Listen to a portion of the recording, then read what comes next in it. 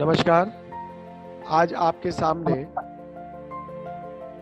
मैं एक ऐसे व्यक्ति को लेके आया हूँ, डॉक्टर धीरज केशव जी बउआ, जो मलाड में प्रैक्टिस करते हैं, जनरल प्रैक्टिशनर है और ये मानवता के मसीहा खुद कोविड-19 के शिकार हो गए थे। डॉक्टर साहब की ये जो सफ़र है, उसके लिए हम डॉक्टर साहब के साथ अब बातचीत करने जा रहे हैं। डॉक्टर साहब नमस्कार। नमस्कार डॉक्टर साहब अभी ये बताइए। हाँ नमस्कार। हाँ। अभी हमें डॉक्टर साहब ये बताइए कि आपको ये कैसे सिम्टम्स आए, आपको ये कैसे पता चला, क्या आपको कौन सी वजह से आपको ये पता चला कि ये आपको हुआ है, आपको क्या सिम्टम आए थे पहले? मैं जनरल प्रैक्टिशनर हूँ और मेरा ओपीडी बहुत हैवी रहता है, तो लेट तक मेरा प्रैक्टिस रहता है। तो करीबन मेरे को लगता है 20 तारीख से मैं घर पे ही था और जब ऐसा लगा, थोड़ा फीवरिश लगा और बॉडी एक आया।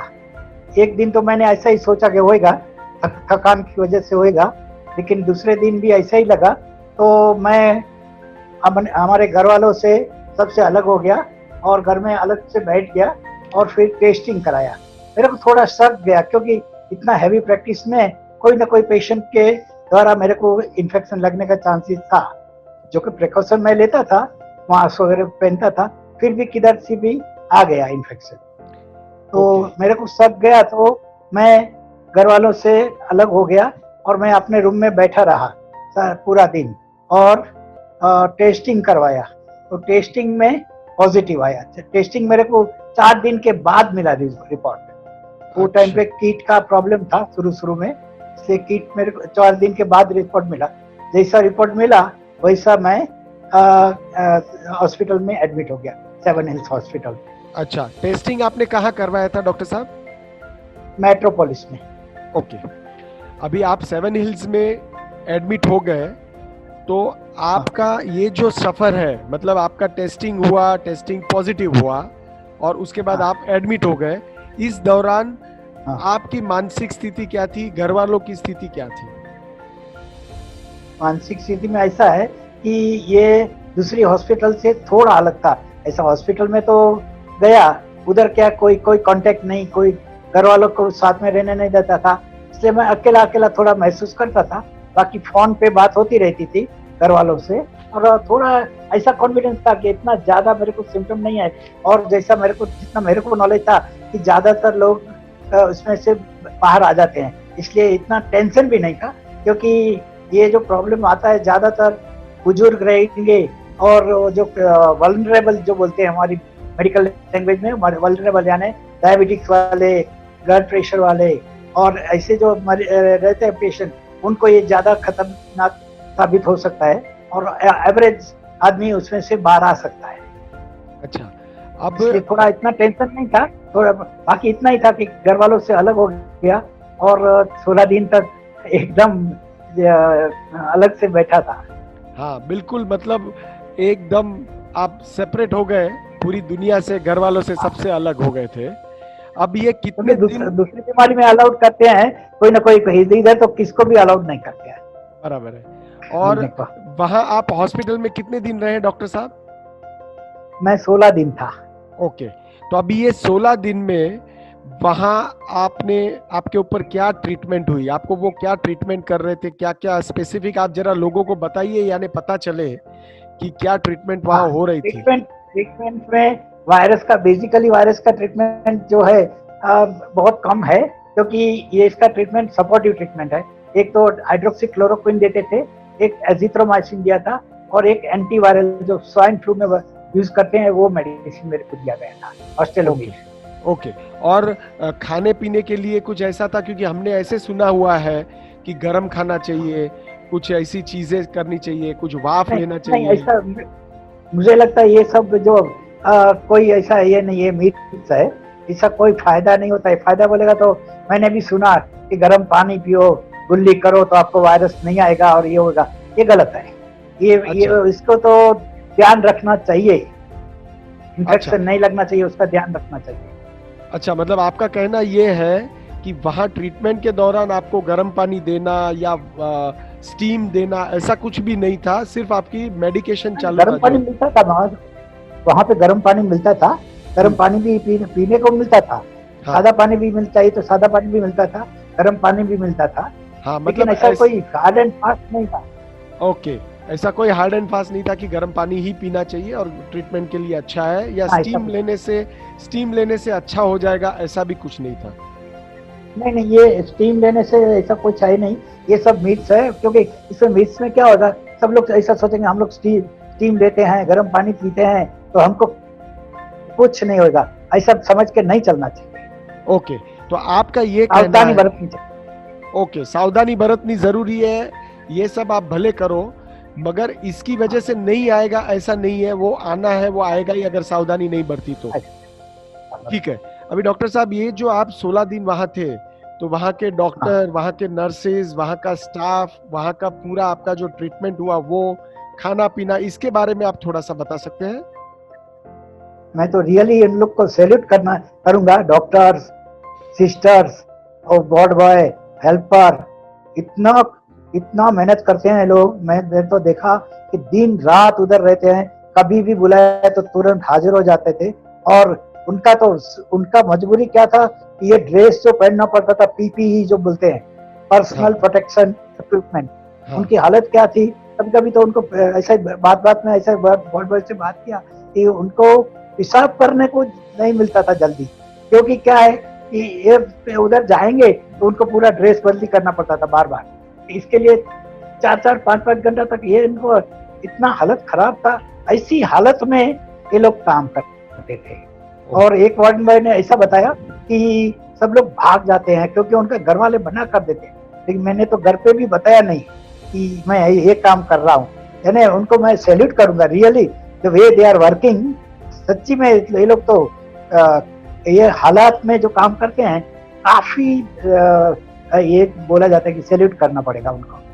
Very good. तो इसका मतलब डॉक्टर, ये खरे मायनों में डॉक्टर, नर्सेज, वार्ड बॉयज और सपोर्टिंग स्टाफ, ये डे एंड नाइट बहुत जुस्से से और पूरे पेशेंट के डेडिकेटेड काम करते थे।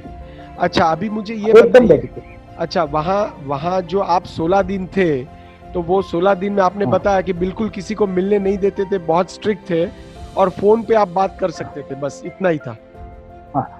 अच्छा, फोन में भी थोड़ा प्रॉब्लम था, थोड़ा कम था, लेकिन फिर भी बात हो जाती थी दिन में 2-3 बार। अच्छा, ये 16 दिनों के दरमियान आपको ऑक्सीजन देते थे, या आपको लंग्स में प्रॉब्लम हो रहा था, आपको पेन हो रहा था, या आपको रेस्पिरेटरी कोई पेन हो रहा था? क्या प्रॉब्लम था आपको, कुछ था, आप बता सकते? शुरू में नहीं था, 3-4 दिन के बाद थोड़ा सा लगने लगा, ऑक्सीजन का जरूरत पड़ लगी। अच्छा, तो फिर ऑक्सीजन स्टार्ट हुआ था वहां पे आपका? हाँ, ऑक्सीजन चालू था। ओके। उसके बाद अभी भी ये हाँ बोलिए प्लीज। हाँ, अभी भी थोड़ा कभी कभार थोड़ा मेहनत होता है ना, तो थोड़ा ऑक्सीजन की जरूरत पड़ता है। अभी तो स्लोली कम होते जाता है उसका जो मात्रा। वहाँ 4 लीटर था, अभी 1 लीटर भी जरूरत नहीं पड़ता, और कभी कभी तो ऐसा ही चल जाता है, वांधा नहीं आता है कुछ, यानी स्लोली इम्प्रूव होते जाता है। ओके। अभी दूसरा मुझे ये बताइए कि उसके बाद, मतलब आपको वहां से इन्होंने डिसाइड किया कि ठीक है आप ठीक हो गए, निकलो, तो वो ठीक होने की प्रोसीजर क्या है? क्या टेस्टिंग करते थे, कैसे करते थे, क्या करते? तो 2 बार टेस्ट किया उन्होंने। हाँ। 2 बार टेस्ट किया, कोविड टेस्ट किया। हाँ। दोनों नेगेटिव आया लास्ट का। टोटल 4 बार हुआ मेरा टेस्ट उधर। 2 बार पॉजिटिव आया और 2 बार नेगेटिव आया। उसके बाद में मेरे को बोला कि अभी आप सिम्टम कंट्रोल में आ गया आपका। उसके बाद में सीटी स्कैन भी कराया मेरे को उधर, एक्सरे निकालते थे बार बार, और ईसीजी वगैरह सब, पूरा ट्रीटमेंट रेगुलर होते रहता था। ओके, मतलब 2 बार कंसेक्यूटिव वो टेस्ट करते और वो नेगेटिव आया, तब आपको अभी सिम्टम नहीं है, ऐसा करके उन्होंने आपको बोला कि यू कैन गो नाउ, मतलब अब आप घर जा सकते हो, ठीक है ना? अच्छा, अभी आप ये बताइए कि आप घर पे आ गए तो आपका ये कैसा लगा कि वहां से यहाँ आने में, मतलब हॉस्पिटल से आप घर पे आए तो आपके सोसाइटी वाले, आपके पहचान पहचान वाले, आपके सगे वाले, आपके घर वाले, उनका रिएक्शन क्या था और आपको कैसा फील हो रहा था? वो तो सब इतना खुश हो गए थे, सोसाइटी वालों ने पूरी सोसाइटी बालकनी में आ गई और ताली बजाया, क्योंकि उनको एटीट्यूड मेरा अच्छा लगा कि जैसा मेरे को थोड़ा डाउट गया तो मैं अलग हो गया था। सोसाइटी को भी किसको परेशानी नहीं होगी और हमारे घर वाले किसी को भी परेशानी नहीं हुई, इसलिए वो लोग बहुत खुश हो गए थे। और मैं आया, जैसा एंट्री मारा इधर सोसाइटी में, तो पूरा सोसाइटी बालकनी में आ गई और ताली बजाया और ताली बजा के एकदम स्वागत किया।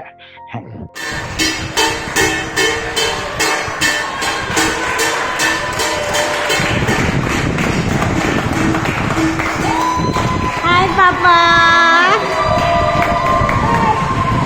Si Dadu.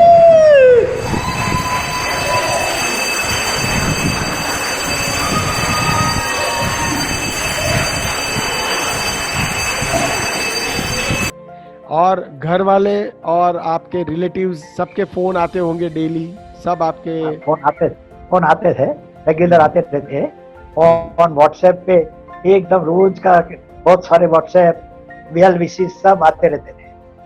तो आपको ये भी एक बूस्टिंग पावर मिला होगा, ये सब लड़ने के बाद आप जो आए हो इसको मात करके, तो आपको बहुत अच्छा लगता होगा ये सब हुआ है और अभी आपको ये बूस्टिंग पावर है।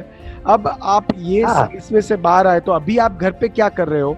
अभी आपने अभी भी सेफ्टी के लिए मैं बाहर निकलता नहीं हूँ, फैमिली के साथ ज्यादा कांटेक्ट में नहीं रहता हूँ, मेरा रूम में बैठा हूँ, क्योंकि थोड़ा ऐसा माना जाता है कि थोड़ा वायरसेस बाद में भी थोड़ा खांसी आएगी, छींक आएगी तो बाहर आ सकता है, तो थोड़ा भी बचेगा वायरस और घर वालों किसी को न लगना चाहिए, इसके लिए मैं अभी भी अलग से बैठा हूँ। मतलब आज आप हॉस्पिटल से घर पे आए, उसको कितने 5 दिन हो गए? 5 दिन हो गए। हाँ, 5 दिन होने के बाद हाँ, तो 6 दिन हो गए। 6 दिन, आज 6 दिन हो गए आप बाहर आ गए हो, फिर भी आप अलग से रूम में बैठे हो, आप किसी से कांटेक्ट नहीं बना रहे हो और आप ये सेफ्टी बना के रखे हो। और आपका बोलना ये है, वहां से मेरे को बोला गया कि थोड़ा वायरस शायद कभी ऐसा भले नेगेटिव आया, रिपोर्ट भले नेगेटिव आया, तो थोड़ा वायरस किधर भी आ गया तो अननेसेसरी कोई सफर नहीं होना चाहिए। हाँ, और अभी आपके हिसाब से मतलब और कितने दिन तक आपको ये सेफ्टी रखनी पड़ेगी? अभी करीबन 1 हफ्ता और। अच्छा, अभी डॉक्टर साहब हम आपको ज्यादा परेशान नहीं करेंगे, क्योंकि आपकी तबीयत को ध्यान में रखते हुए और आप इतनी बड़ी लड़ाई जीत कर आए हो, तो सिर्फ आपको अंतिम प्रश्न ये मैं पूछना चाहूंगा कि आपके मुताबिक पॉजिटिव एटीट्यूड का क्या इम्पोर्टेंस है और आप समाज को और हमारे सारे दूसरे लोगों को as a ex covid patient और एज अ डॉक्टर क्या आप मैसेज देना चाहोगे, क्या आप सलाह देना चाहोगे? पहले आप पॉजिटिव एटीट्यूड के बारे में बताइए और फिर समाज के लिए as a ex covid patient और एज अ डॉक्टर आप क्या मैसेज देना चाहोगे, प्लीज? पॉजिटिव एटीट्यूड तो पहली बात है, और मैं तो यही मानता हूँ कि सब लोग का आशीर्वाद, सब लोग की दुआ भी काम करती है और सबके वेल विशेस काम किया, और मेरा खुद को भी थोड़ा कॉन्फिडेंस था कि ज्यादातर तो प्रॉब्लम नहीं आना चाहिए। और समाज को जो ये देने का है कि जो अभी जो अपना जैसे देश में जो बड़े देश वाले, जो महान सत्ता वाले भी थक गए हैं, उसके हिसाब से अपना तो देश में बहुत तकलीफ आने की संभावना रहती थी, लेकिन जो अभी जो माहौल है तो अभी अपनी काफ़ी अच्छी कंडीशन में है, क्योंकि ये जो लॉकआउट किया गया है तो ये बहुत ज़रूरी था। लॉकआउट करने से काफ़ी मात्रा में कम हो गया है, तो संदेशा ये है कि आप भी उसको अच्छी तरह से पालन करो, क्योंकि ये जो प्रॉब्लम है ना बुजुर्गों को, और जैसा मैंने बताया डायबिटीज़, ब्लड प्रेशर और सांस की बीमारी वालों को ज़्यादा परेशान कर सकता है, तो उनको भी बचाने के लिए अगर आप बाहर जाएंगे तो आप बाहर से इन्फेक्शन लेके आएंगे तो घर में इन लोग को लग जाएगा तो उनकी हालत खराब हो सकती है। तो अच्छा ये रहेगा कि आप भी किधर भी मत जाओ, और जो शासन ने जो डिक्लेयर किया है उसका अच्छी तरह से पालन करो, ताकि अपना देश ये प्रॉब्लम से बाहर आ जाए। डॉक्टर साहब, आपने बहुत अच्छी और बढ़िया बात की। आज आपने ये बताया कि पॉजिटिव एटीट्यूड के साथ हमको लड़ना है। इन्फेक्शन किसी को भी लग सकता है, उसमें कोई वो बहुत कंटेजियस है और बुजुर्गों को ध्यान रखना चाहिए। और जैसे आपको थोड़ा भी पता चलता है तो अपने आप को आप दूसरों से अलग कर लो, तुरंत टेस्ट करवाओ और उसका इलाज है वो पॉजिटिव माइंडसेट के साथ बिल्कुल डट के हमको करना है। डॉक्टर धीरज बउआ, आपको हम यहाँ से बधाई भी देते हैं और आप हमारे समाज के लिए और संपूर्ण भारतवर्ष के लिए एक मिसाल हो। आपकी इस एज में ये लड़ाई करके आप इसमें से बाहर आए हो, तो आप खरेखर एक प्रेरणा स्रोत बने हो। Thank you very much doctor साहब। हम दुआ करते हैं कि आप और तंदुरुस्त जीवन जिए और लोगों की और समाज की उत्कृष्ट सेवा करें। Thank you very much. Thank you doctor साहब। Thank you thank you. बहुत बहुत धन्यवाद।